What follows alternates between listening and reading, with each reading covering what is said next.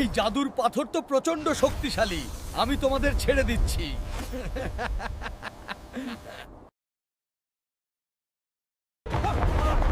বাঁচাও পাতলু, এই বিশাল পাথরটা তো আমাদের চ্যাপ্টা করে দেবে। মোটু, ওই দেখো উপরে আকাশের গুপ্ত দরজা, জলদি চলো ওখানে।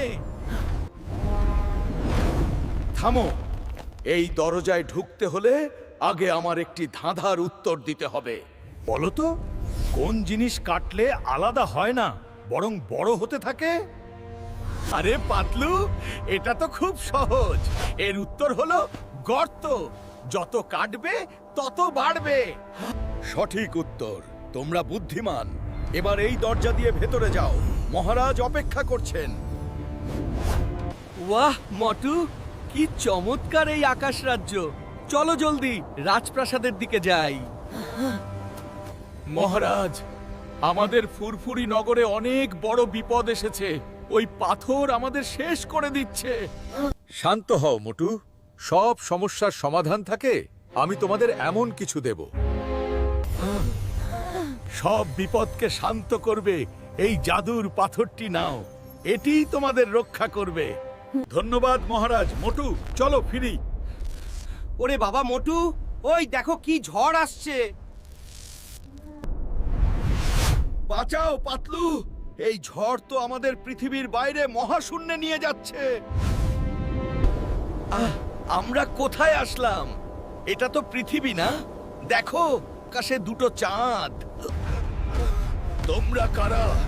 আমার এই লাল গ্রহে বিনা অনুমতিতে আসার সাহস কোত্থেকে পাও? পাতলু, আমি বাঁচতে চাই। খালি পেটে এই দানবের হাতে আমি মারা যাব। মোটু, ভয় পেও না। রাজার দেওয়া ওই জাদুর পাথরটা জলদি বের করো। ওটাই পথ।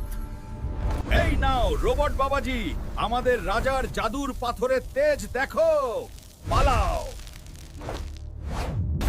ও, এই জাদুর পাথর তো প্রচন্ড শক্তিশালী, আমি তোমাদের ছেড়ে দিচ্ছি। জলদি মোটু, এই পোর্টাল দিয়ে লাফ দাও। ফুরফুরি নগরে ফিরতে হবে।